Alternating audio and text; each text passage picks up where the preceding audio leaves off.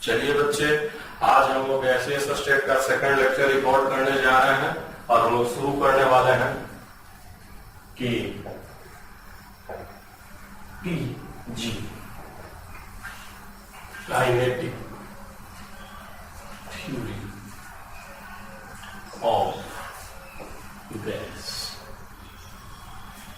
Kinetic theory of gas KTG, हाँ, यही हम लोग शुरू करने वाले हैं आज। ठीक है, यही हम लोग पढ़ेंगे कि आखिर काइनेटिक थ्योरी ऑफ गैस है क्या। तो देखिए, कुछ नहीं है, ये एक सिंपल सा थ्योरी है जो बताता है कि भाई गैस को आइडियल कब कहा जाएगा ना। आपने पढ़ा अभी तक आइडियल गैस की पीवी इक्वल टू क्या होगा, एनआरटी होगा तो आइडियल गैस होगा। आखिर कौन सा गैस आइडियल होता है, तो उसके लिए कुछ थ्योरी दी गई, कुछ एज्यूम्पशन माना गया, उसी को हम लोग क्या बोलते हैं, काइनेटिक थ्योरी ऑफ गैस बोलते हैं। अब ये थ्योरी करता क्या क्या है कि जो भी आइडियल गैस होगा उसमें क्या होगा, no interaction, no force of interaction, उसमें कोई इंटरैक्शन फोर्स नहीं होगा। जो गैसीय जो आइडियल गैस होगा उसमें कोई इंटरैक्शन फोर्स नहीं होगा, नो फोर्स ऑफ इंटरैक्शन, मतलब ना तो अट्रैक्शन ना तो रिपल्शन, पहला। दूसरा इसमें है निग्लिजिबल वॉल्यूम, नेग्लिजिबल, वॉल्यूम जो होगा वो बहुत ही क्या होगा, कम होगा, नेग्लिजिबल होगा, है ना, वॉल्यूम बहुत ही कम होगा। और तीसरा इसमें हम लोग को क्या ध्यान रखना है, तीसरा मैं लिख देता हूँ, सब लिख देता हूँ बारी बारी से, पहले बता देता हूँ ना। नेग्लिजिबल वॉल्यूम होगा, उनके बीच क्या होगा, कोई फोर्स ऑफ अट्रैक्शन नहीं होगा, समझ रहे हैं। उसके अलावा क्या होगा, हमेशा जितने भी कोलिजन होंगे वो इलास्टिक कोलिजन होगा, मतलब कोई एनर्जी का लॉस नहीं होगा जब भी गैस मॉलिक्यूल आपस में टकराएंगे। तो देखो, जैसे यहाँ पे अगर हमने गैस मॉलिक्यूल लिया है, गैस मॉलिक्यूल, तो अब इनके बीच में कोई इंटरैक्शन, ना तो अट्रैक्शन ना तो रिपल्शन, ये पहले पॉइंट का मतलब है। अब इनका वॉल्यूम पॉइंट मानना है, क्या मानना, सब एकदम पॉइंट मतलब इनका वॉल्यूम क्या मानना है, नेग्लिजिबल।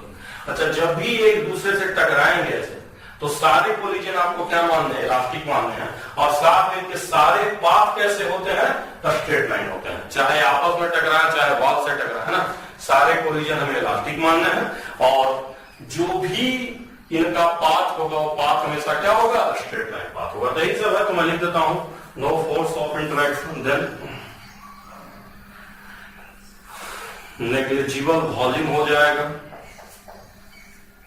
वॉल्यूम, देन हो जाएगा elastic collision,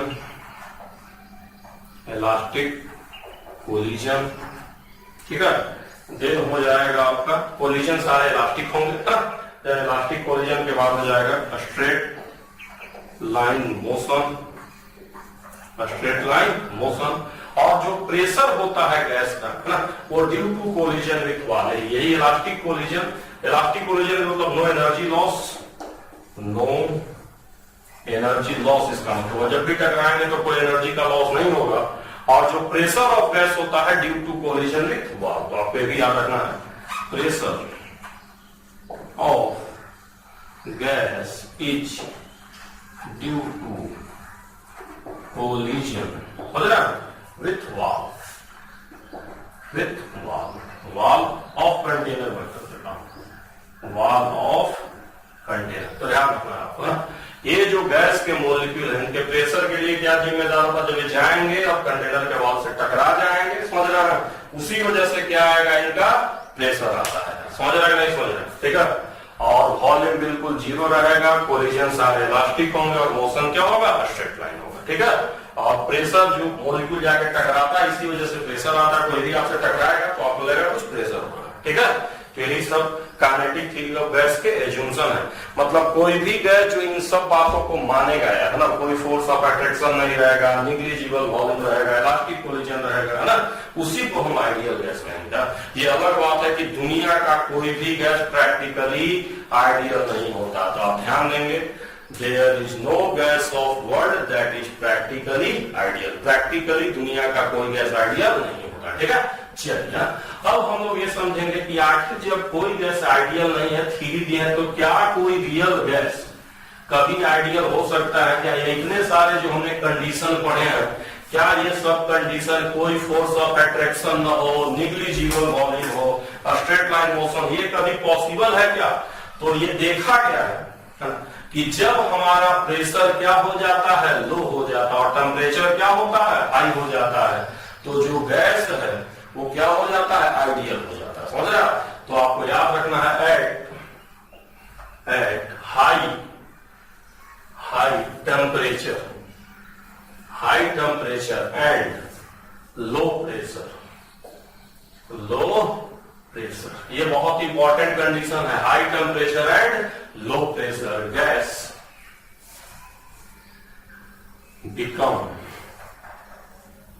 becomes ideal. Gas हमारा क्या हो जाता है, आइडियल हो जाता है, becomes आइडियल। कोई भी गैस जो है या बिहेव एज आइडियल भी आप कर सकते हैं। जब टेम्परेचर हाई ले लोगे और प्रेशर को लो कर दोगे तो वॉल्यूम लगभग 0 हो गया।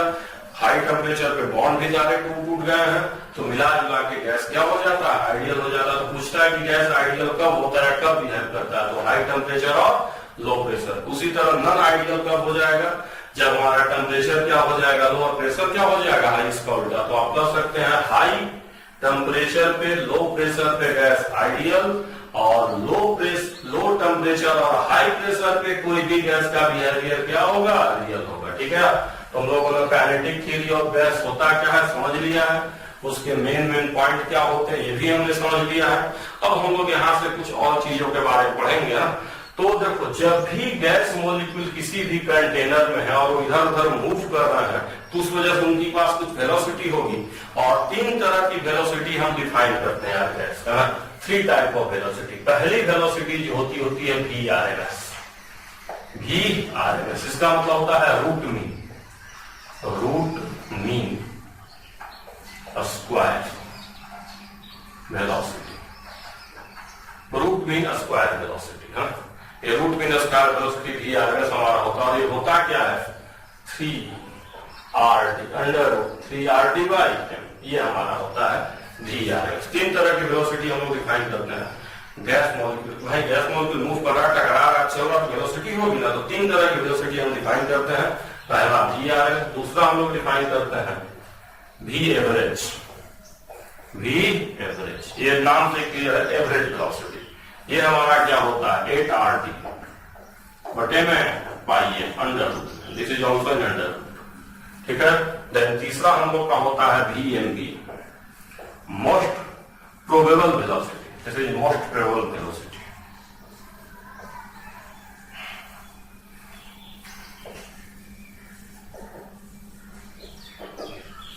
ये हम लोग का होता है 2RT by m under root. 2RT by m होता है मोस्ट प्रोबेबल वेलोसिटी। वो वेलोसिटी होती है जो मैक्सिमम फ्रैक्शन ऑफ मॉलिक्यूल के पास होती है। जो जैसे 100 लोग हैं तो उसमें से 40 लोग, सबसे ज्यादा फ्रैक्शन के पास जो वेलोसिटी होगी उसी को हम क्या बोलते हैं, मोस्ट प्रोबेबल वेलोसिटी। तो हम कह सकते हैं it is present to maximum fraction of gas. ये वेलोसिटी जो है मैक्सिमम फ्रैक्शन के पास होती है। This velocity present to maximum fraction of VMV, है ना। मोस्ट प्रोबेबल का मतलब ही होता है जो वेलोसिटी सबसे ज्यादा लोगों के पास है। ठीक है, अब ये जो वेलोसिटी है VRMS, इसी को एक्चुअली हम वेलोसिटी ऑफ गैस मानते हैं।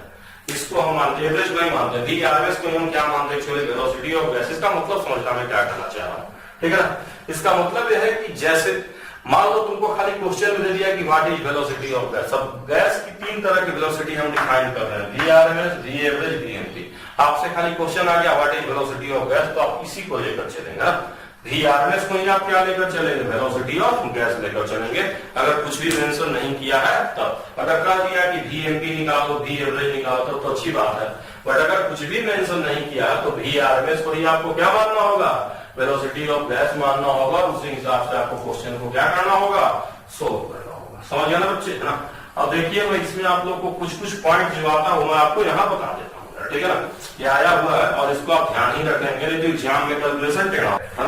या मान लेते हैं इसी को अगर हम 1 मान लेते तो मैं अप्रॉक्स में रेशियो लिख रहा हूँ, अप्रॉक्स में ये 0.92 और ये अप्रॉक्स में 0.82। अप्रॉक्स में रेशियो में लिखा हूं, ध्यान देना, दिस इज 0.8 अप्रॉक्स में लिख रहा हूं।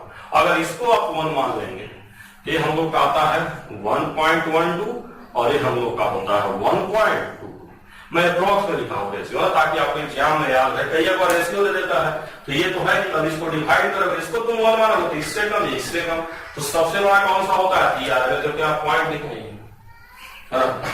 तो सबसे ज्यादा VRMS √3, फिर V एवरेज √8/5, फिर √3, सबका रेशियो है। अगर इसको 1 मानेंगे तो ये सब है ना।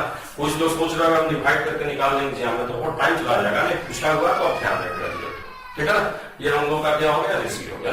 अब हम लोग यहाँ देख रहे हैं कि यदि की कोई भी वेलोसिटी हो, चाहे कोई भी वेलोसिटी ऑफ गैस हो, whatever velocity of gas we are taking, वो किसके प्रोपोर्शनल है, जरा मुझे बताइए। तो वेलोसिटी डायरेक्टली किसके प्रोपोर्शनल है, √T के, और इनवर्सली किसके प्रोपोर्शनल है, जरा मुझे बताइए। तो 1/√m का, यानी more is molar mass, lesser is velocity.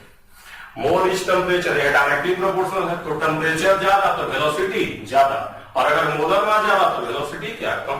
तो हम कह सकते हैं at same temperature heavier gas है लेस वेलोसिटी, ठीक है। इसमें हम दो छोटे छोटे सवाल कर लेते हैं, फिर हम लोग आगे चलते हैं, ठीक है बच्चा। तो पहला क्वेश्चन मैं लिख रहा हूं, पहला question, what is velocity of helium gas at 27 degree centigrade. Question देखिए, what is velocity of helium gas at 27 degree centigrade. अब सबसे बड़ा चक्कर क्या है, फर्स्ट बोल दिया खाली वेलोसिटी, मेंशन नहीं किया कि कौन सा वेलोसिटी निकालना है। मान लो मेंशन कर देगा तो अच्छी बात है, नहीं मेंशन किया तो अपने मन से VRMS आप निकालेंगे, तो यहाँ VRMS हम निकालेंगे और हमारा क्या हो जाएगा, 3R की वैल्यू सबको पता है, R टेम्परेचर 300 है। हम मोलर मास से केयरफुल रहना है, केजी में लेते हैं, केजी में सबको सब ऐसा यूनिट में रखो, 4 × 10⁻⁻⁻, केजी में ले रहा हूं, ध्यान रखिएगा, √, तब आपका आंसर किसमें आएगा, मीटर पर सेकंड में आएगा। यही थोड़ा ध्यान रखना, इसी चीज को ध्यान रखिएगा।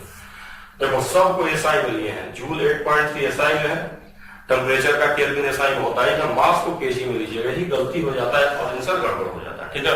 तो अब इसको आप सोल्व करेंगे तो VRMS आ जाएगा, इसी पॉइंट पे ध्यान देना, ठीक है। एक और क्वेश्चन मैं कर देता हूं, व्हाट इज, एक और मैं कर देता हूं, ठीक है, व्हाट इज। देखिए मैं वही सब सवाल कर रहा हूं जो एग्जाम में आपके आया हुआ, ठीक है। व्हाट इज रेशियो ऑफ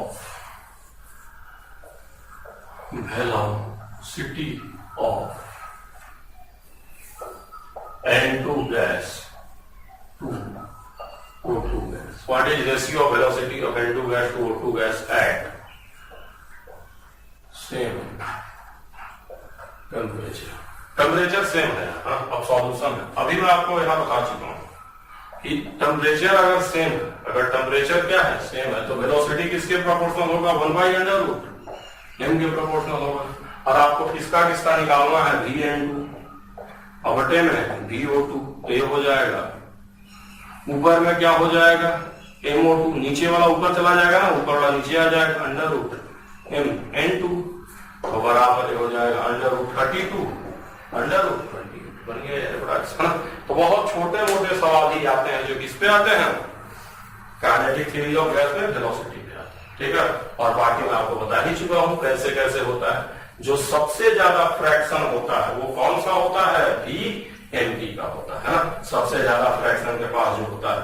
तो मैं अभी और सवाल करा दूंगा आपको इसमें ना, अभी थोड़ा लोग इसमें आगे चलते हैं, ठीक है।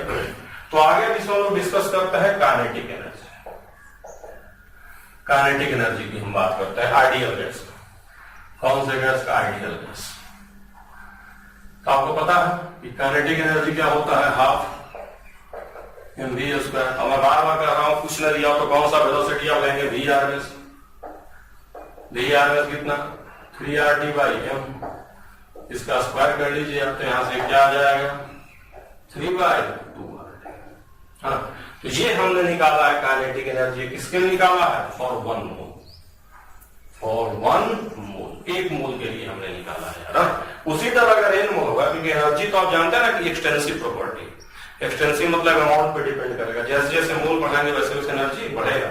तो फॉर n मोल हमारा क्या हो जाएगा, फॉर n मोल, हाँ, जो हमारा काइनेटिक एनर्जी है वो हमारा हो जाएगा 3/2 nRT, 3/2 nRT। अब देखिए यहाँ देखिए वेलोसिटी किस पे डिपेंड कर रहा है, मोलर मास पे डिपेंड कर रहा है। लेकिन काइनेटिक एनर्जी कहीं मोलर मास पे डिपेंड कर रहा है क्या? ना एक मोल के लिए ना एक मोल के लिए।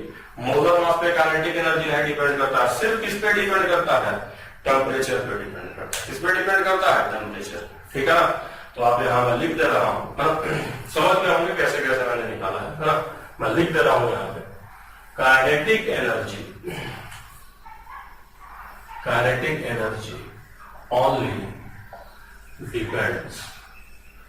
only depends on temperature, not on nature of gas. Nature of gas पे नहीं डिपेंड करेगा। ठीक है, नेचर ऑफ गैस पे नहीं डिपेंड करता है, सिर्फ किस पे डिपेंड करता है? टेम्परेचर पे डिपेंड करता है। ठीक है ना?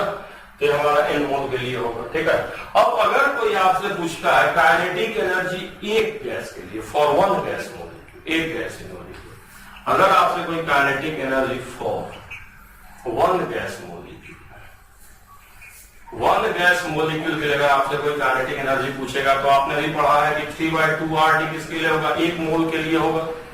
और अगर इसी को हम किससे डिवाइड कर दें? एवोगैड्रो नंबर से डिवाइड कर दें, अब ये एक के लिए आएगा कि नहीं आएगा? यार एक मोल में कितने मॉलिक्यूल होते हैं? एन, सबको पता है। एक मोल में कितने मॉलिक्यूल होते हैं? एन मैं ऑलरेडी बता चुका हूं। तो एक मोल के लिए अभी हमने डिस्कस किया था 3/2 RT।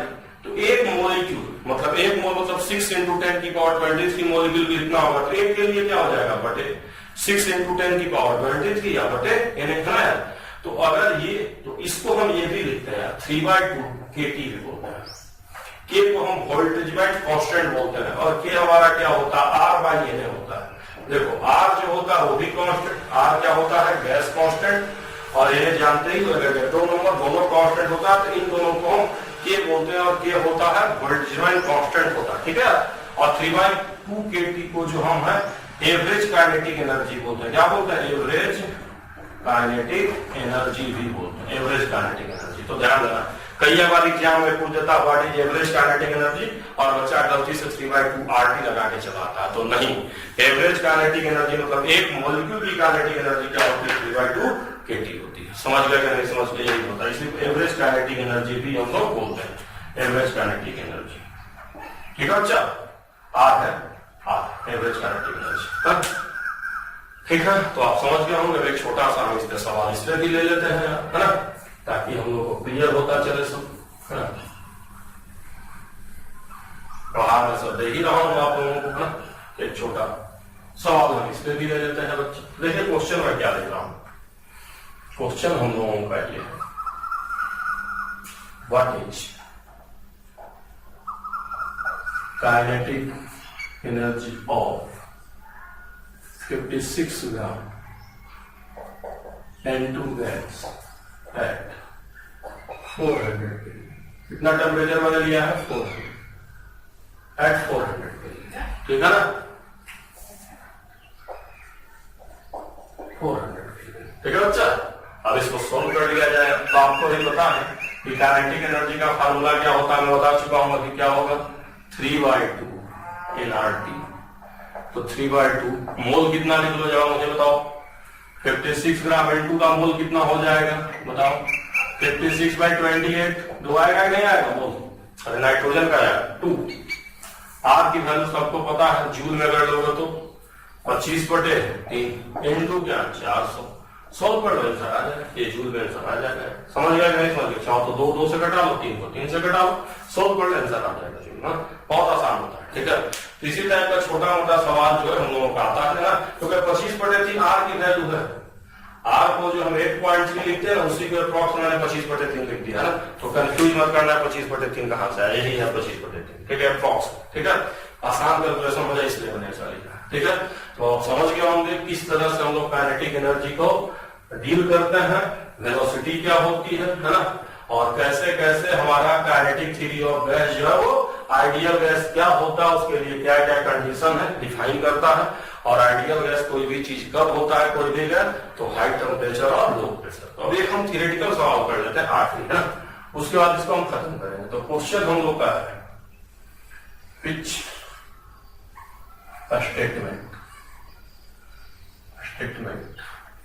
which statements are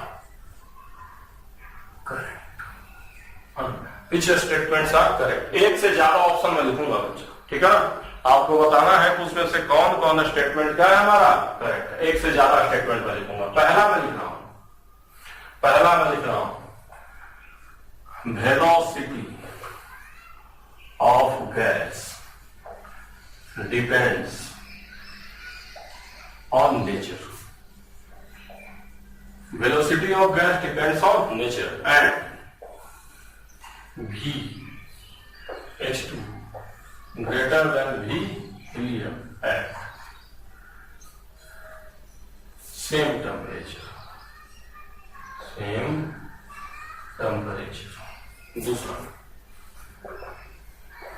kinetic energy of gas does not depends on nature and VH2 बराबर काइनेटिक एनर्जी H2 बराबर kinetic energy helium at same temperature.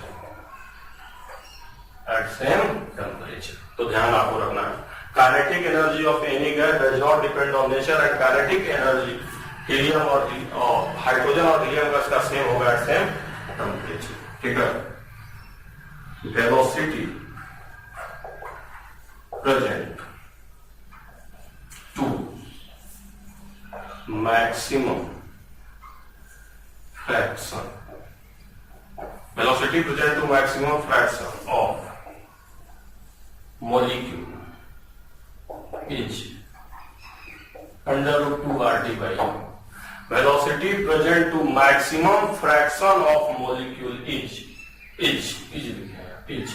Under root 2 RT by m। वो वेलोसिटी जो maximum fraction के पास present होती है उसको हमने क्या कहा है, जरा मुझे बताइए। हम ये कह रहे हैं under root 2 RT by m होगा। तीसरा के बाद चौथा ऑप्शन पे हम लोग चलेंगे, ठीक है। बारी बारी से मैं सारे ऑप्शन आपको बताता चल रहा हूँ। चौथा मैं कह रहा हूँ काइनेटिक एनर्जी बराबर 3/2 PV, चौथा ऑप्शन। पांचवा ऑप्शन मैं कह रहा हूँ वेलोसिटी बराबर 3p/d under root 3p/d। Velocity बराबर कर रहा हूं अंडर रूट 3p/d। तो इतने सारे ऑप्शन मैंने आपको दे रखे हैं और लास्ट में दे रहा हूं छठा ऑल ऑफ दीज। ये सारे के सारे सही है, ऑल ऑफ दीज। ये थियोरेटिकल सवाल है जिससे सारा का सारा आपका डील हो जाएगा सब कुछ। तो सबसे पहले बारी बारी से हम पढ़ते हैं। पहला हम कह रहे हैं velocity of gas depend on nature of gas. अब देखिए वेलोसिटी ऑफ गैस का फार्मूला क्या होता है मैं बता चुका हूं। कुछ न दिया हो तो हमेशा आप किसको माना कीजिए, VRMS को मानिए, है ना। Velocity of gas under root 3 RT by m होगा नहीं होगा, तो नेचर पे नहीं डिपेंड कर रहा। देखिए नेचर पे डिपेंड कर रहा है, नेचर का मोलर मास मतलब नेचर पे डिपेंड किया तो मोलर मास पे डिपेंड कर रहा है। जिसका मोलर मास क्या होगा ज्यादा, वेलोसिटी क्या होगा कम, मैं बता चुका हूं। तो पहला सही है, डिपेंड करेगा। साथ में H2 की वेलोसिटी ज्यादा होगी और हीलियम की वेलोसिटी कम होगी, क्योंकि H2 का मोलर मास जो है वो कितना होता है, कम होता है। इसका मोलर मास ज्यादा होता है, आपको पता है। इसका मोलर मास 2 होता है, इसका मोलर मास 4 होता है। तो अगर मोलर मास ज्यादा तो वेलोसिटी क्या हो जाएगी, कम, ठीक है। तो पहला स्टेटमेंट हम लोग का क्या है, सही है। वेलोसिटी नेचर पे डिपेंड करेगा और जिसका मास कम रहेगा उसकी वेलोसिटी क्या होगी, ज्यादा होगी। इसका मास कम है तो वेलोसिटी क्या है, ज्यादा। सेम टेम्परेचर पे कोई दिक्कत नहीं, सब लोग समझ गए होंगे, ठीक है। अब दूसरा हम लोग ले लेते हैं, एक एक करके मैं मिटाता भी जा रहा हूं।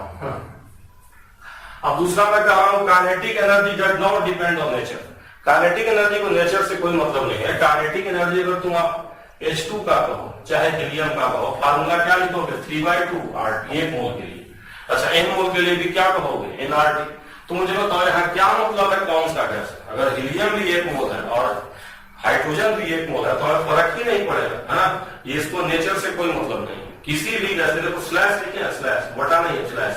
काइनेटिक एनर्जी ऑफ H2 कहो चाहे He कहो 3/2 RT 1 मोल के लिए होगा। कौन सा गैस है इससे कोई मतलब नहीं है, ठीक है। तो ये सही है, नेचर पे डज नॉट डिपेंड करेगा और दोनों का सेम रहेगा। देखिए काइनेटिक एनर्जी सेम रहेगा, वेलोसिटी सेम नहीं, ठीक है। तो दूसरा भी सही हो गया है, ठीक है। इसको भी हम मिटा दे रहे हैं बच्चा। पहला भी सही, दूसरा भी सही। और यही जब थियोरेटिकल सवाल आते हैं ना तो इसको क्वेश्चन भी समझ सकते हैं, थ्योरी भी समझ सकते हैं, ठीक है। अब मैं कह रहा हूं जो वेलोसिटी मैक्सिमम फ्रैक्शन के पास होती है उसी को हम क्या बोलते हैं, VMP बोलते हैं। बताया था ना मोस्ट प्रोबेबल का मतलब वो वेलोसिटी होती है जो सबसे ज्यादा लोगों के पास होती है, और वो √2RT/m होती ही है, और वो दिया हुआ है, तो ये भी क्या है, सही है बच्चा। तो तीसरा भी हमारा क्या है, करेक्ट है। Third is also correct, third is also correct. अब यहाँ देखिए काइनेटिक एनर्जी मैंने 3/2 PV लिखा है, कोई दिक्कत नहीं। अभी आपने पढ़ा है कि काइनेटिक एनर्जी क्या होता है, 3/2 एनर्जी पढ़ा है ना अभी आप लोग, तो 3/2 एनर्जी को PV भी लिख सकते हैं, तो ये भी सही हो गया है ना। फिर अगला कारण है वेलोसिटी बराबर 3p/m। अभी बताइए वेलोसिटी मैंने आपको क्या कहा है, 3RT/m, बताया नहीं बताया। थोड़ा pm बराबर dRT में चलिए, pm बराबर dRT पढ़े कि नहीं पढ़े, तो p/d बराबर क्या हो जाएगा, RT/m होगा कि नहीं होगा, तो RT/m को हमने p/d कर दिया, यानी कि RT/m को p/d कर दिया, तो ये भी हमारा सही है। समझ गया कि नहीं समझ गया, pm बराबर dRT और RT/m को p/d लिखते हैं, तो ये भी सही है। तो सारे के सारे ऑप्शन हमारे सही थे। तो इसी तरह के छोटे मोटे सवाल आज तक आए हैं काइनेटिक थ्योरी ऑफ गैस से, और मुझे लग रहा है किसी भी बच्चे को कोई दिक्कत नहीं होगी काइनेटिक थ्योरी ऑफ गैस के क्वेश्चंस बनाने में। फटाफट वो बच्चा क्या कर सकता है, P बराबर nRT है ना, PV बराबर nRT। रियल गैस के बारे में हम लोग पढ़ने जा रहे हैं, तो PV बराबर जब nRT हो जाएगा तो आइडियल गैस होगा, सबको पता है। और PV जब nRT के बराबर नहीं होगा तो आइडियल गैस नहीं होगा, तो चाहे नॉन आइडियल गैस का हो चाहे रियल गैस का हो, बराबर नहीं होगा। हमने अपने मन से कहा कि चलिए nRT के बराबर नहीं है, तो हमने कहा अगर आप बराबर नहीं तो चलिए हम कुछ गुना करके आपको बराबर कर देते हैं। तो हमने कह दिया कि PV बराबर ZnRT है ना, PV nRT के बराबर नहीं है, लेकिन मैं कह रहा हूं PV ZnRT के बराबर हो गया है ना। अपने मन से एक टर्म कहा कि चलो किसी चीज का मल्टीप्लाई कर देते हैं ताकि तुम दोनों बराबर हो जाओ। अब यही कौन से गैस के लिए होल्ड करेगा, रियल गैस के लिए, रियल गैस, क्योंकि मैं nRT के बराबर नहीं कर रहा हूँ, ZnRT के बराबर कर रहा हूँ। अच्छा जेड यहाँ पे हम क्या बोलते हैं, जेड को कैसे हम डिफाइन करते हैं, PV/nRT। जेड को हम कहते हैं कि PV के जेड क्या हो जाएगा, PV/nRT। और ऑब्वियसली अगर हम रियल गैस के लिए बात कर रहे हैं तो ये हमारा क्या रहेगा, रियल रहेगा, रियल प्रेशर वॉल्यूम रहेगा। जो है ये जो हम लिख रहे हैं ये आइडियल के लिए होगा, पूरा ही मैं लिख देता हूं ताकि आपको समझ में आए। This is for ideal and this is for real, and this is also for real, ये रियल के लिए होगा। तो जेड बराबर PV रियल बटे में nRT होगा। और जेड को हम लोग बोलते हैं क्या है, कॉम्प्रेसिबिलिटी फैक्टर।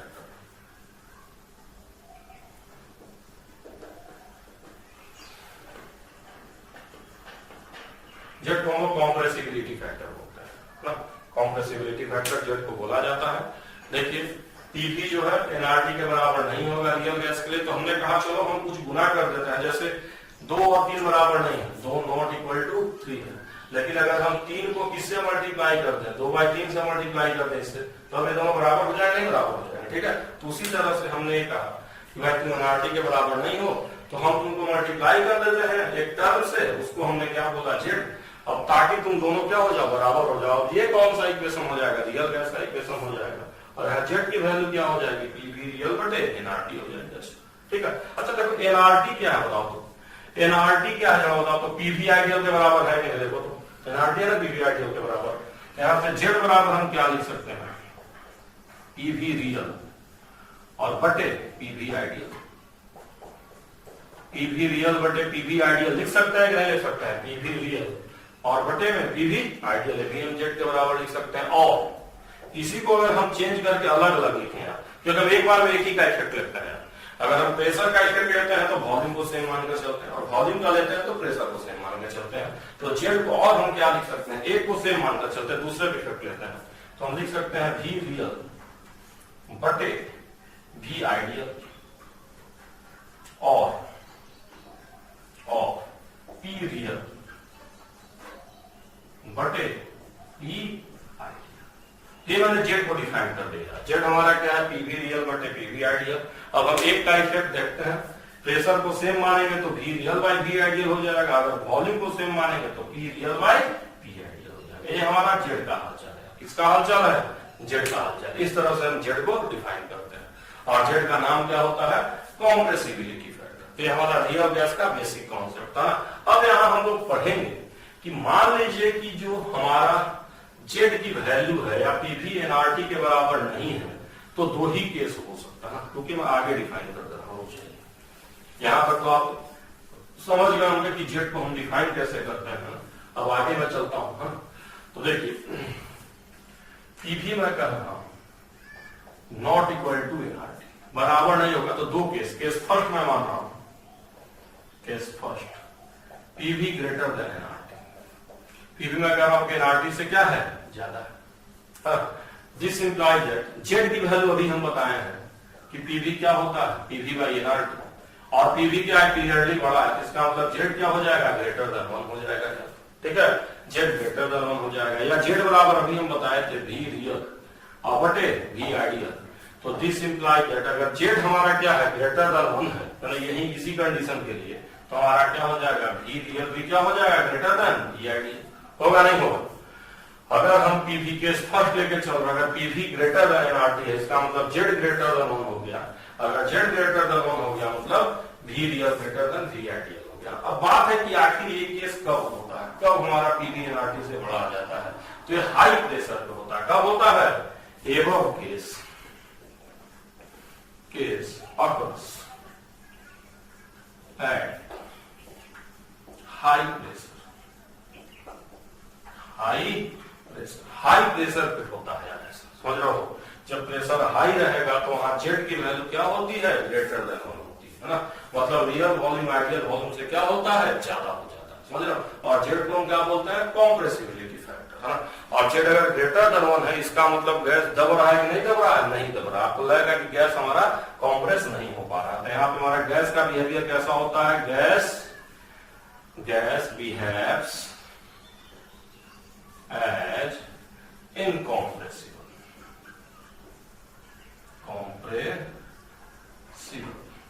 हम लोग का गैस जो है वो इनकॉम्प्रेसिबल की तरह बिहेवियर करता है,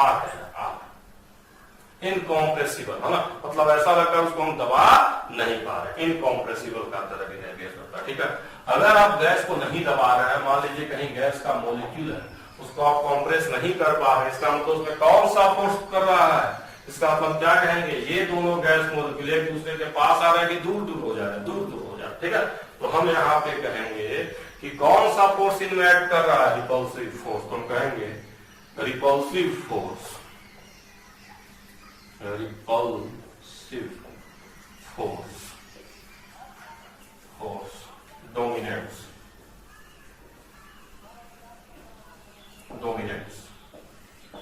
रिपल्सिव फोर्स क्या हो रहा है, डोमिनेट कर रहा है, समझ रहा है? तो इस चीज को आपको ध्यान रखना है कि रिपल्सिव फोर्स क्या हो रहा है, डोमिनेट कर रहा है या एक्ट कर रहा है ना। हम एक्ट भी कर सकते हैं, तो ध्यान रखना है आप लोगों को अच्छे से।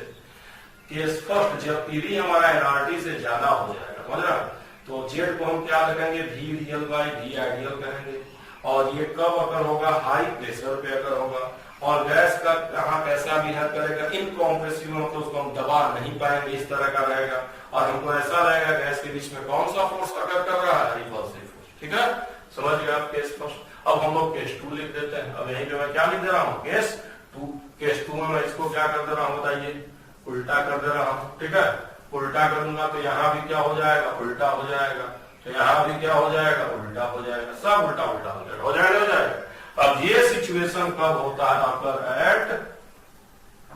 कब अगर होता है, लो प्रेशर पे, लो प्रेशर पे। और यहाँ गैस का बिहेवियर क्या होगा, कॉम्प्रेसिबल, गैस इज कॉम्प्रेसिबल,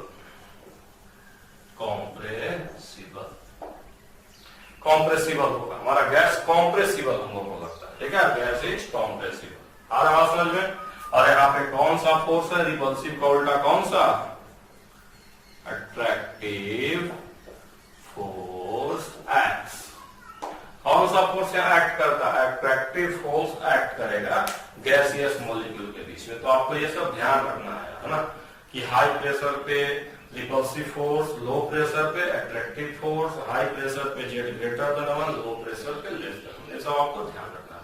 ठीक है, तो हम लोग का रियल गैस का कहानी था, हम लोग समझ गए रियल गैस में कैसे कैसे जेड का रोल होता है। ठीक है, अब एक छोटा सवाल भी मैं आपको यहाँ पे करा दूं जो आपके एग्जाम में आया हुआ है, उसके बाद तक हम लोग आगे चलेंगे। एक छोटा सवाल पहले मैं आप लोग को यहाँ करा देता हूँ सारे बच्चों को, ताकि क्लियर हो। ठीक है, एक क्वेश्चन मैं लिखवा देता हूँ और यहाँ करा दे रहा हूँ। क्वेश्चन हम लोगों का है, क्वेश्चन में लिखा हूं 1 मोल of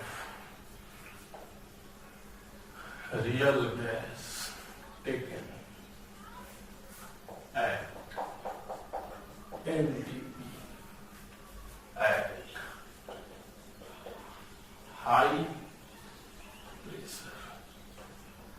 क्वेश्चन ध्यान देना है, 1 मोल ऑफ रियल गैस हमने लिया है एनटीपी पे और कौन से प्रेशर पे लिया है, हाई प्रेशर। हाँ, पहला देन आपको बताना है इसमें कौन कौन से है। पहला मैं कह रहा हूं V real greater than 22.4 litre, 0.4 है। दूसरा है V real बराबर 22.4 लीटर। तीसरा मैं कह रहा हूं यार V real greater than 22.4 litre. और चौथा मैं कह रहा हूं ना, कोई भी इसमें से सही नहीं है बच्चा। हाँ, एकदम आराम से सोचना। पहले मुझे बताओ हाई प्रेशर है तो जेट की वैल्यू क्या होगी, ग्रेटर देन 1, और वी रियल क्या होगा, ग्रेटर देन वी आइडियल। होगा नहीं होगा हाई प्रेशर पे, अभी बता चुका हूं। और एनटीपी का मतलब 1 मोल, अगर कोई भी रियल गैस आइडियल गैस होगा 1 मोल आइडियल गैस, तो उसका जो भी आइडियल होगा वो कितना होगा, 22.4 लीटर। होता है कि नहीं होता है, बोलिए। मैं बता चुका हूं कि कोई भी अगर हम 1 मोल आइडियल गैस लेंगे तो उसका वॉल्यूम क्या हो जाएगा, 22.4 लीटर होगा एनटीपी। ठीक है, तो क्लियरली वी रियल क्या हो जाएगा, ग्रेटर देन 22.4 आएगा कि नहीं आएगा, आएगा। तो कौन सा ऑप्शन, थर्ड ऑप्शन। समझ गए कि नहीं समझ गए। तो इसी तरह का छोटा मोटा सवाल हमारा जेड पे आता है। ठीक है, हम लोग जेड भी पढ़ लिए हैं। अब हम लोग पढ़ते हैं आगे वंडर वाल इक्वेशन पढ़ेंगे, है ना। मेन हम लोग को ही पढ़ना भी है, तो हम लोग वंडर वाल इक्वेशन पढ़ने जा रहे हैं। ठीक है ना, तो चलिए इसको ध्यान देना। This is very important part of ideal gas, इसको हम लोग ध्यान रखेंगे। मैं पढ़ने जा रहा हूं वंडर वाल इक्वेशन। अगला हम लोग का है वंडर वाल इक्वेशन, वंडर वाल इक्वेशन। ठीक है, अब वंडर वाल इक्वेशन पहले थोड़ा सा हम लोग समझ लेते हैं ये करते क्या। तो देखिए हमने पढ़ा है कि अगर प्रेशर आइडियल होगा और वॉल्यूम भी आइडियल होगा तो एनआरटी के बराबर होगा। अगर प्रेशर रियल होगा और वॉल्यूम रियल होगा तो एनआरटी के बराबर नहीं होगा। Ideal pressure ideal volume NRT के बराबर, real pressure real volume NRT के बराबर नहीं होगा। तो वंडर वाल ने कहा कि ऐसा है कि रियल को आइडियल बना दिया जाए, रियल प्रेशर और रियल वॉल्यूम को आइडियल बना दिया जाए। तो उसके लिए उन्होंने कुछ करेक्शन किया। सबसे पहले उन्होंने कहा कि रियल प्रेशर में कुछ जोड़ दो ताकि वो किसके बराबर हो जाए, आइडियल के बराबर हो जाए। उसी तरह रियल वॉल्यूम में कुछ घटा दो ताकि वो क्या हो जाए, आइडियल के बराबर हो जाए। इसी को उसने एनआरटी कर दिया। यही वंडर वाल इक्वेशन। अब बात यह है कि उन्होंने प्रेशर को जोड़ा क्या। तो देखो गैसियस मॉलिक्यूल के बीच में फोर्स ऑफ अट्रैक्शन होगा कि नहीं होगा। जब भी गैसियस मॉलिक्यूल होंगे तो उनका मास होगा ना भाई, और जब भी दो चीजों के बीच में मास होता है तो एक दूसरे को अट्रैक्ट करते हैं। तो गैसियस मॉलिक्यूल के बीच में क्या होगा, अट्रैक्टिव फोर्स होगा। और अट्रैक्टिव फोर्स होने की वजह से वो लेस फ्री होंगे। क्या होंगे, लेस फ्री। अगर एक दूसरे से जुड़े रहेंगे, मान लो दो गैस का मॉलिक्यूल है एक दूसरे से ऐसे से जुड़ा हुआ है, तो मुझे बताइए ज्यादा फ्री मोशन इसका होगा किसका होगा, बी वाले का क्या होगा, फ्री। और ये क्या होगा, मान लो ये है और ये हमारा बी है, ज्यादा फ्री मोशन किसका होगा, बी वाले का ज्यादा फ्री होगा। किसी से जुड़ा था, अकेले है तो खूब फ्री है, इधर उधर घूमेगा तो घूमेगा, इधर उधर घूमेगा, ज्यादा टकराएगा तो ये ज्यादा टकराएगा वाल से, और जितना वाल से टकराएगा उतना ज्यादा प्रेशर देगा। समझना। इसीलिए उसने कहा कि आइडियल प्रेशर ज्यादा होगा। आइडियल प्रेशर ज्यादा होता है रियल प्रेशर से, क्योंकि गैसियस मॉलिक्यूल के बीच में कोई आइडियल गैस की हालचाल है, कोई आपस में जुड़ाव नहीं है, जुड़ा हुआ नहीं है, फ्री है तो खूब प्रेशर, खूब टकरा रहा है, खूब प्रेशर दे रहा है। रियल गैस जुड़े हुए हैं तो कम प्रेशर है, तो कम प्रेशर है तो कुछ दे दिए ताकि तुम क्या हो आइडियल हो। वैसे भी रियल बच्चे जो है ना, अब उनको आइडियल बनना, देखो ना, सुने हो तुम लोग कॉपी में 1000 लगा दिए ताकि हम रियल है 60 आ जाए, हाँ आइडियल बच्चे हो जाए, महान बच्चे, अच्छे बच्चे, आइडियल बच्चे। ठीक है, तो इसको कुछ जोड़ दिए।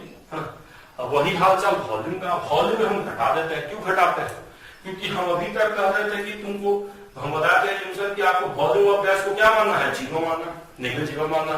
लेकिन मॉलिक्यूल का साइज जीरो थोड़ी होगा, कुछ ना कुछ साइज होगा ना, रेडियस होता है, डायमीटर होता है, वॉल्यूम होता है मॉलिक्यूल का। मतलब आप पढ़े होंगे ना, तो ध्यान दीजिए। हम कहते हैं कि वॉल्यूम को जीरो मानिए, लेकिन वॉल्यूम जीरो तो होगा नहीं, कुछ ना कुछ वॉल्यूम होगा, तो इसलिए हम वॉल्यूम घटा देते हैं भाई, रियल वॉल्यूम में से कुछ वॉल्यूम घटा देते हैं ताकि इसके वॉल्यूम को क्या कर लिया जाए, नेग्लेक्ट कर लिया जाए, क्या कर लिया जाए, नेग्लेक्ट कर लिया जाए, ठीक है, इसलिए हम वॉल्यूम घटा देते हैं। क्लियर हो गया नहीं क्लियर हो गया, ये चीज है। अब उसने ये बताया वंडर वाल ने कि डेल्टा पी बराबर क्या होगा, एन स्क्वायर बटे वी स्क्वायर होगा, एन स्क्वायर बटे वी स्क्वायर, इसको हम प्रेशर करेक्शन बोलते हैं, क्या बोलते हैं, pressure correction, pressure correction, pressure correction है, ठीक है। और डेल्टा भी बराबर जो हमने पढ़ा है एन बी, ये हम लोग का होता है वॉल्यूम करेक्शन, वॉल्यूम करेक्शन होता है, ठीक है। तो फाइनल इक्वेशन जो हम लोग का वंडर वाल इक्वेशन आता है इन सब के बाद, फाइनल वंडर वाल इक्वेशन जो हम लोग का आता है आफ्टर करेक्शन, वो कुछ इस तरह का दिखता है, P प्लस एन स्क्वायर बटे वी स्क्वायर और साथ में V माइनस एन वी बराबर एन आर। अरे ध्यान देना, ये दोनों रियल प्रेशर और रियल वॉल्यूम है, दोबारा लिख नहीं रहा हूं, ये रियल प्रेशर रियल वॉल्यूम है, क्योंकि वंडर वाल इक्वेशन क्या होता है, रियल गैस के लिए, किसके लिए, रियल गैस। तो ये दोनों जो प्रेशर और वॉल्यूम है क्या होते हैं, रियल प्रेशर और रियल वॉल्यूम होते हैं, ठीक है। समझ गए कि नहीं समझ गए, हमारा वंडर वाल इक्वेशन है ना, एन हमारा यहाँ क्या है, नंबर ऑफ मोल है। एक छोटा सा हम वंडर वाल इक्वेशन पे सवाल कर लेते हैं, लिख देते हैं इसकी, तो है ना, उसके बाद हम लोग आगे आगे इसका सिग्निफिकेंस देखेंगे, क्योंकि न्यूमेरिकल इससे नहीं आता है ना, सिंपल सिंपल सवाल नहीं आता है ना। तो अगर हम लिखते हैं for half mole, for half mole, अगर आधा मोल मतलब एन बराबर 1/2 के लिए अगर हम आया हुआ सवाल है, फॉर हाफ मोल है एन बराबर 1/2 को अगर हम वंडर वाल इक्वेशन पर लिखे तो कैसा दिखाई देगा जरा मुझे बताइए, P प्लस ए। अब बताइए एन की वैल्यू 1/2 है तो क्या हो जाएगा, ये 1/2 का क्या हो जाएगा, स्क्वायर और साथ में वी स्क्वायर होगा ना बच्चा, प्लस v माइनस 1/2v और साथ में 1/2 RT। ये हम लोग का कौन सा इक्वेशन है, वंडर वाल इक्वेशन, कितने मोल के लिए, हाफ मोल के लिए, कितने के लिए, हाफ मोल के लिए। दिस इज वंडर वाल इक्वेशन फॉर हाफ मोल। उसी तरह 2 मोल 3 मोल कितने भी मोल के लिए अगर आएगा तो वंडर वाल इक्वेशन लिख लेंगे कि नहीं लिख लेंगे, ठीक है। चलिए तो अब मैं इसको हटा देता हूं, ठीक है। अब आप देख रहे होंगे कि वंडर वाल इक्वेशन में सब टर्म को आपको समझ में आ ही रहा होगा। P हमारा क्या है बताइए, प्रेशर है, V वॉल्यूम है, N मोल है, R हमको पता ही है gas constant, T temperature, but A और B क्या है ना, A और B आखिर यहाँ पे क्या है। तो जो A और B है, A एंड B, इसको हम लोग बोलते हैं A एंड B आर, ये कांस्टेंट है van der Waals constant, A and B are van der Waals constant. A और B जो हमारे वंडर वाल कांस्टेंट होते हैं and depends only on nature of gas, nature of gas। ये सिर्फ किस पे डिपेंड करता है, नेचर ऑफ गैस पे डिपेंड करता है, depend only on nature of gas, not on in other factor. सिर्फ नेचर ऑफ गैस पे डिपेंड करता है, किसी और फैक्टर पे डिपेंड नहीं करता। कौन सा, वंडर वाल इक्वेशन जो है सिर्फ और सिर्फ नेचर ऑफ गैस पे डिपेंड करता है, किसी भी टेम्परेचर प्रेशर पे नहीं डिपेंड करता, सिर्फ डिपेंड ओनली लिखा, ध्यान देना गलती मत करना, only on nature of gas, nature of gas, not on any other factor. Temperature वगैरह किसी पे नहीं, सिर्फ किस पे डिपेंड करता है, नेचर ऑफ गैस पे डिपेंड करता है, ए और बी, ठीक है, समझ गया। अब हम लोग को यही पढ़ना है मेनली ए और बी के बारे में, ठीक है, तो ध्यान दीजिए। अब जो ए हम लोगों का है, ए जो है ए, अब हम पढ़ेंगे वंडर वाल कांस्टेंट ए, वंडर वाल कांस्टेंट ए के बारे में हम लोग पढ़ेंगे, वंडर वाल कांस्टेंट ए। तो सबसे पहले ध्यान दीजिए, हमने पढ़ा था डेल्टा पी बराबर एन स्क्वायर बटे वी स्क्वायर, पढ़े हैं कि नहीं पढ़े हैं। तो यहां से यूनिट ऑफ ए क्या आ जाएगा बताइए, तो यूनिट ऑफ ए क्या आएगा बताइए, तो इधर आ जाएगा तो क्या आ जाएगा, एटीएम, वी स्क्वायर हो जाएगा इनटू लीटर स्क्वायर और बटे में मोल स्क्वायर। तो पहला सवाल तो ही एग्जाम में आता है कि यूनिट ऑफ ए क्या होगा, तो ए जो है हमारा क्या हो जाएगा, ATM square, sorry ATM into litre square बटे मोल स्क्वायर यूनिट हो गया, है ना। अब आपको क्लियरली दिख रहा है कि डेल्टा पी ज्यादा तो ए ज्यादा, है ना। तो more a means more delta P, delta P मतलब प्रेशर करेक्शन।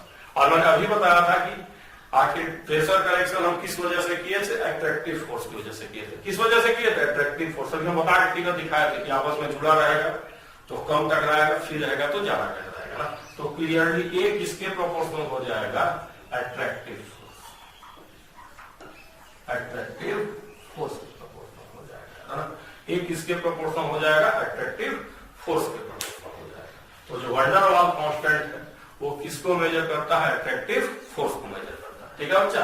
अब ये जो अट्रैक्टिव फोर्स है किसी भी गैसियस मॉलिक्यूल का, जो अट्रैक्टिव फोर्स है, आपने पढ़ा होगा गैसियस मॉलिक्यूल में फोर्स होते हैं अलग अलग तरह का, hydrogen bond, dipole dipole interaction, dipole induced dipole interaction, समझना, ये सब आपने पढ़ा होगा, लंदन फोर्सेज। तो जो अट्रैक्टिव फोर्स है वो किस पे डिपेंड करता है, तो अट्रैक्टिव फोर्स, अट्रैक्टिव फोर्स और ए, क्योंकि देखो ए अट्रैक्टिव फोर्स के क्या है, प्रोपोर्शनल है, और ए डिपेंड्स ऑन, डिपेंड्स ऑन, ये किस पे डिपेंड करता है, मैं यहां लिख दे रहा हूं। अट्रैक्टिव फोर्स कहो चाहे ए कहो, डायरेक्टली प्रोपोर्शनल है तो किस पे डिपेंड करते हैं, तो पहला नेचर, पहला nature of gas, nature of gas पे डिपेंड करता है पहला। जैसे NH3, इस पे कौन सा बॉन्ड है, हाइड्रोजन बॉन्ड। उसके बाद किसी ने लिख दिया HCl, तो ये कैसा गैस है, पोलर गैस, पोलर गैस। और पोलर गैस में कौन सा बॉन्ड होता है आप लोग जानते हैं, डाइपोल, डाइपोल इंटरैक्शन, इंटरैक्शन, ये हाइड्रोजन बॉन्ड हम लिखे थे, हाइड्रोजन बॉन्ड, है। तीसरा हम लोग यहाँ पे पढ़ रहे हैं नॉन पोलर गैस, मेरा मैंने दिया CO2, CO2 कैसा है, नॉन पोलर। इस पे कौन सा फोर्स लगता है बताइए, लंदन फोर्सेज, या मैं लिख दे रहा हूं वंडर वाल फोर्सेज, वंडर वाल फोर्सेज। तो ये जानते हैं जो मैंने लिखा है ना, ये जो है हमने किसका ट्रेंड लिखा है ना, नेचर ऑफ गैस का। ये जो हमने लिखा है ये बॉन्ड स्ट्रेंथ है, अट्रैक्टिव फोर्स का ट्रेंड है या ए का ट्रेंड है, ये क्या कर सकते हैं, ए ट्रेंड, ए का ट्रेंड है, और ट्रेंड और attractive force, attractive, attractive force trend, a का ट्रेंड है या अट्रैक्टिव फोर्स का ट्रेंड है, ये जो तुम पढ़ रहे हो, ए का ट्रेंड कहो चाहे अट्रैक्टिव फोर्स का ट्रेंड। तो पहला इस फैक्टर पर डिपेंड करता है ना, पहला मैं मिटा दे रहा हूं, समझ गए होंगे, सबसे ज्यादा हाइड्रोजन बॉन्ड का, फिर पोलर गैस का, फिर नॉन पोलर गैस, ठीक है। दूसरा molar mass, molar mass, second कौन सा है, मोलर मास, मोलर मास। अब मोलर मास का बड़ा सिंपल कॉन्सेप्ट है, आप लोग जानते होंगे कि मोलर मास जितना ज्यादा होगा फोर्स ऑफ अट्रैक्शन क्या होता है, उतना ज्यादा होता है। More is molar mass, more is force of attraction. More molar mass, more is A. Molar mass जितना ज्यादा होगा ए की वैल्यू उतना ज्यादा होगी। एग्जाम्पल में अगर कोई आपसे बोल दे CO2 एंड N2, अगर इन दोनों को अरेंज करना हो तो हम कहेंगे A of CO2 greater than A of N2, क्योंकि इनका मोलर मास 44 और इनका कितना है 28। तो मोलर मास अगर नेचर सेम है तो हम मोलर मास देखते हैं, ठीक है बच्चा। अब एक छोटा सा हम लोग इस पे सवाल कर लेते हैं, समझ गए होंगे दोनों फैक्टर, तो छोटा हम लोग सवाल कर लेते हैं। Arrange in value of A, question हम लोग का है अरेंज इन वैल्यू ऑफ ए की वैल्यू में आपको अरेंज करना। पहला मैंने आपको दिया है H2O, देन HCl, देन हमने आपको दिया है CO2, देन इसी को आपको अरेंज करना है। अरेंज इन वैल्यू ऑफ ए, आप जैसे चाहे वैसे अरेंज कर सकते हैं, इंक्रीजिंग या डिक्रीजिंग ऑर्डर। तो मैं पहले लिख देता हूं ये कौन सा हमारा गैस है जहां, मुझे बताइए हाइड्रोजन बॉन्ड वाला, ये कौन सा गैस है? पोलर। और ये दोनों हमारे क्या है? Non polar. Non polar. तो अगर हम ए का ट्रेंड लिखेंगे, ए को अगर अरेंज करेंगे ए, तो सबसे ज्यादा ए किसका हो जाएगा? पानी का होगा, क्योंकि हाइड्रोजन बॉन्ड सबसे मजबूत होता है। उसके बाद पोलर गैस आएगा। अब ये दोनों के दोनों नॉन पोलर है, तो दोनों में नेचर तो सेम हो गया। वहां पे हम क्या देखेंगे? Molar mass. मोलर मास ज्यादा तो फोर्स ज्यादा, तो CO2 और देन H2। तो इस तरह से हम लोग इसको अरेंज करते हैं, पहले नेचर फिर मोलर मास एक और इसको अरेंज कर देते हैं। कर लोगे? नहीं कर लोगे? तो ए हो गया है ना। अब हम लोग पढ़ते हैं बी के बारे में। किसके बारे में? बी। बी भी हम लोग को सीखना है। तो ए और बी यही दो हम लोग को सीखना है, वैन डेर वाल्स कांस्टेंट। ठीक है, तो हम लोग का काम हो जाएगा, है ना। तो जल्दी से हम लोग शुरू करके खत्म करते हैं बी के बारे में ना। B, van der Waals constant B, van der Waals constant B. B के बारे में बात करते हैं। तो अभी मैंने आप लोग को बताया, अभी मैं बताया हूं कि डेल्टा V बराबर क्या होता है? N B. तो यूनिट क्या हो जाएगा? बी का यूनिट ऑफ बी बताइए, लीटर और बटे में मोल। बी का यूनिट क्या हो जाएगा? यूनिट ऑफ बी क्या हो जाएगा? लीटर लिखे, ध्यान दीजिएगा, लीटर और बटे में मोल। वॉल्यूम बटे मोल या लीटर बटे मोल। और लिखूं क्या? साफ लीटर और बटे में मोल। ये हमारा यूनिट हो गया बी का। ठीक है, अब देखिए बी क्या है? वॉल्यूम करेक्शन को मेजर करना है। तो वॉल्यूम कब हमको ज्यादा करेक्ट करना पड़ेगा? जब बड़ा बड़ा गैस रहेगा। आप यहां सोच सकते हैं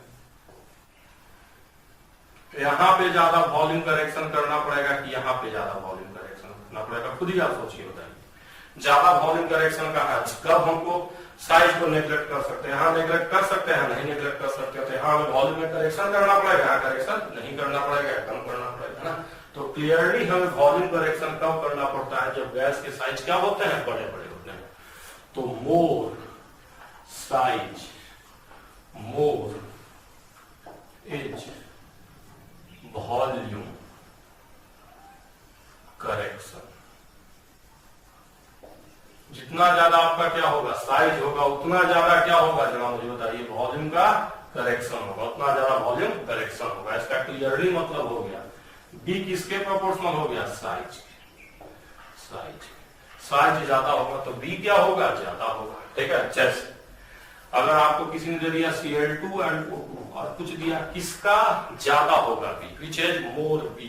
तो आप कहेंगे ACl2, BCl2, BCl2 greater than BCl2, B ऊपर में लिखता हूं, BCl2, Cl2 greater than BO2 है। ए बी का अगर ए बी में अगर हम अरेंज करेंगे तब, क्योंकि क्लोरीन आप पढ़े ना, बड़ा गैस 3 सेल होता, ऑक्सीजन छोटा गैस है 2 सेल होता। ठीक है, तो बी भी आप समझ गए होंगे ना। किस पे डिपेंड करता है? साइज पे डिपेंड करता है। ठीक है, तो आप लोगों को मन में डाउट आ रहा होगा है कि भाई क्लोरीन का मोलर मास ज्यादा है, क्लोरीन का मोलर मास क्या है? ज्यादा है, तो उसका ए ज्यादा हो, है। तो ऐसा भी आपके दिमाग में आ रहा होगा कि ए और बी, जैसे बी साइज पे डिपेंड कर रहा है और ए हमारा किस पे डिपेंड कर रहा है? अट्रैक्टिव फोर्स पे डिपेंड कर रहा है। तो आपको लग रहा होगा कि ए ज्यादा होगा तो बी भी क्या होना चाहिए? ज्यादा होना चाहिए। हो सकता है ए ज्यादा हो तो बी क्या होगा? एक दूसरे के अपोजिट होने चाहिए। ऐसा कुछ नहीं है। ए और बी दोनों किसी भी गैस के लिए ज्यादा हो सकता है, या एक किसी गैस के लिए ज्यादा तो बी कम हो सकता है, कुछ भी हो सकता है। एक सवाल मैं करा दूंगा तो आपको क्लियर हो जाएगा। मैं क्वेश्चन करा देता हूं, which is characteristic, which statements are correct. कौन सा स्टेटमेंट सही है ताकि ए बी को लेकर कंफ्यूजन खत्म हो जाए? पहला, ए Cl2 greater than A, Cl2 greater than A। दूसरा, B Cl2 greater than B। तीसरा, A NH3 greater than A CH4। चौथा, B NH3 less than B CH4। ये सारे ऑप्शंस हैं आपके पास। हाँ, तो चलिए ध्यान देते हैं हम लोग, मतलब बारी बारी से हम लोग ध्यान देते हैं। ए, ये दोनों के दोनों कैसे हैं? पोलर की नॉन पोलर? नॉन पोलर है। अगर नॉन पोलर है तो हम क्या देखते हैं, मोलर मास। मोलर मास ज्यादा तो ए ज्यादा है ना। तो बताइए इसका कितना मोलर मास होता है 70 और इसका कितना होता है 32। तो मोलर मास ज्यादा तो ए ज्यादा होगा या नहीं ज्यादा होगा। अच्छा बी किस पे डिपेंड करता है, साइज पे। किस पे डिपेंड करता है, साइज। साइज पे डिपेंड करता है, बता चुका हूं। क्लोरीन में 3 है, ऑक्सीजन में 2 ही सेल है, तो साइज बड़ा तो बी भी ज्यादा होगा। तो देखो Cl2 का ए और बी दोनों ज्यादा है। फिर यहाँ देखो अमोनिया में देखो, अब ये कौन सा गैस है, हाइड्रोजन बॉन्ड वाला है, और ये कैसा है, नॉन पोलर है, जानते हो तुम लोग। तो हाइड्रोजन बॉन्ड है तो ज्यादा अट्रैक्शन है, तो यहाँ ये ज्यादा होगा यार। अब बी जो मैं कह रहा हूँ CH4 का ज्यादा होगा ना। यहाँ कितने एटम है बताइए, तो CH4 में कितने एटम है, 5 एटम। और NH3 में कितने एटम है, 4 एटम। किसका साइज बड़ा होगा, कॉमन सेंस लगाइए। तो 5 एटम, 5 लोग एक साथ रहेंगे तब ज्यादा जगह घेरेंगे, कि 4 लोग रहेंगे तब ज्यादा घेरेंगे, 5 लोग रहेंगे तब ज्यादा घेरेंगे। तो इसका बी क्या होगा, ज्यादा होगा। तो ए और बी में से कंफ्यूज मत कीजिएगा, किसी भी गैस का ए और बी दोनों ज्यादा हो सकता है दूसरे गैस से, या ए और बी का नेचर क्या हो सकता है, अपोजिट हो सकता है। समझ रहा है नहीं समझ रहा है। ए किसको मेजर करता है, जरा मुझे बताइए, अट्रैक्टिव फोर्स। उसी तरह बी किसको मेजर करता है, वॉल्यूम करेक्शन या रिपल्सिव फोर्स, है ना। तो आप लिख सकते हैं B measures repulsive force. Repulsive force B जो है हमारे कौन से फोर्स को मेजर करता है, रिपल्सिव फोर्स को मेजर करता है। बी ज्यादा होगा तो रिपल्सिव फोर्स ज्यादा होगा, या साइज तो मैं बता नहीं चुका हूं आपको, ठीक है। इसमें पढ़ेंगे Z in term of A and B. अब हम लोग जेड को ए और बी के टर्म में पढ़ेंगे बारी बारी से, है ना। तो हम लोग वैन डर वाल इक्वेशन पढ़ चुके हैं, है ना, जेड भी पढ़ चुके हैं, इसी को हम लोग पढ़ेंगे। तो हम सबसे पहले पढ़ेंगे केस फर्स्ट। केस फर्स्ट हम लोग पढ़ेंगे very low pressure. Very low pressure, pressure almost zero मान के चलना है। आपको क्या मान के चलना है, वेरी लो प्रेशर, मतलब लगभग प्रेशर क्या मानना है, लगभग जीरो मानना, जीरो के आसपास, है ना। अब वैन डर वाल इक्वेशन आप लिख लीजिए, P प्लस एन स्क्वायर बटे वी स्क्वायर और V माइनस एन वी बराबर एनआरटी। अब अगर प्रेशर जीरो हो गया तो आप सबको पता है कि P जो है वो वॉल्यूम के क्या है, इन्वर्सली तो होता ही होता है। प्रेशर जीरो, यहां से भी दिख रहा है प्रेशर जीरो, तो इसका मतलब वॉल्यूम क्या हो जाएगा, इनफाइनाइट हो जाएगा, या वॉल्यूम क्या हो जाएगा, इनफाइनाइट हो जाएगा। और इनफाइनाइट से अगर हम किसी भी चीज को भाग देंगे तो जीरो, और इनफाइनाइट में से कुछ भी घटाएंगे, है ना। अगर आप इनफाइनाइट में से कुछ भी घटाएंगे तो उसका वैल्यू क्या रहेगा, इनफाइनाइट ही रहेगा या फिर ही रहेगा ना। तो अगर प्रेशर जीरो हो गया इसका मतलब वॉल्यूम क्या हो गया, इनफाइनाइट हो गया, समझ रहा।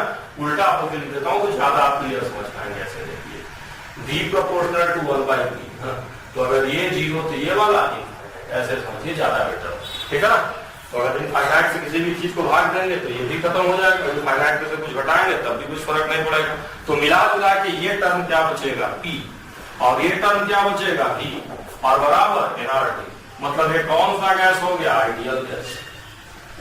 आइडियल गैस हुआ कि नहीं हुआ, कौन सा गैस हो गया, आइडियल गैस। और यहाँ पे Z बराबर क्या हो जाएगा, 1, एंड A बराबर B बराबर क्या हो जाएगा, 0। A और B दोनों जो है वो किसके बराबर हो जाएंगे, 0 के बराबर हो जाएंगे। A बराबर B बराबर क्या हो जाएगा, 0 हो जाएगा। और Z बराबर क्या हो जाएगा, 1, और गैस हमारा क्या हो जाएगा, आइडियल हो जाएगा। तो आपको याद रखना है वेरी लो प्रेशर या P जब 0 के आसपास हो जाए, एट वेरी लो प्रेशर का हो, चाहे P जब 0 के बराबर हो जाए तो Z बराबर 1 हो जाएगा, और A बराबर B बराबर क्या हो जाएगा, 0, और वैन डर वाल गैस क्या हो जाएगा, आइडियल हो जाएगा। तो आप याद रखेंगे वेरी लो प्रेशर पे वैन डर वाल गैस बिकम आइडियल, ना। अब हम लोग लो प्रेशर की बात करते हैं, वेरी लो को हटा देते हैं। अब केस 2 हम लोग चल रहा है लो प्रेशर। लो प्रेशर की बात कर रहे हैं, है ना। Low pressure, low pressure, pressure हम लोगों का लो है, लो प्रेशर की लोग बात कर रहे हैं, लो प्रेशर। अब देखिए अगर प्रेशर लो है, प्रेशर लो, इसका क्लियरली मतलब है volume is high, volume is high, this imply that clearly मतलब हो गया। सेकंड केस हम डिस्कस कर रहे हैं बच्चों, और मैंने प्रेशर को लो कहा, इसका मतलब ही हो गया वॉल्यूम हमारा क्या हो गया, हाई हो गया। एक लो होगा तो दूसरा हाई होगा, इन्वर्सली होता ही होता है, ठीक है ना। अब अगर वॉल्यूम हाई हो गया, इसका मतलब बी माइनस एनबी बराबर लगभग क्या हो जाएगा, बी ही रहेगा। बहुत ज्यादा में से थोड़ा बहुत निकाल लेंगे तो कुछ फर्क पड़ने वाला नहीं, ठीक है। तो हमारा इक्वेशन जो हमारा है P प्लस एन स्क्वायर बटे V square minus V minus N B, तो इसको आप क्या कर दो, v के बराबर कर दो, बराबर एनआरटी कर दो। बच्चे समझ रहे हो नहीं समझ, इसको v के बराबर कर दो, फिर मल्टीप्लाई करोगे तो क्या हो जाएगा, p बराबर या पी भी बराबर, v से इसको v के बराबर करके मल्टीप्लाई कर दो, बराबर एनआरटी और माइनस क्या हो जाएगा, एन स्क्वायर बटे में हो जाएगा, नहीं हो जाएगा, ये हमारा हो जाएगा जब इसको हम v के बराबर कर देंगे। अब दोनों साइड में तुम एनआरटी से भाग दे दो, इधर भी एनआरटी से डिवाइड कर दो, इधर भी एनआरटी से डिवाइड कर दो, और इधर भी एनआरटी से क्या करो, डिवाइड कर दो, एनआरटी से डिवाइड कर दो दोनों साइड। तो एनआरटी क्या हो गया, वन यहाँ एक एन से एक एन क्या हो गया, कट गया। और पीवी बाई एनआरटी क्या होता है, जेड में ऑलरेडी बता चुका हूँ कि पीवी बाई एनआरटी क्या होता है, जेड होता है।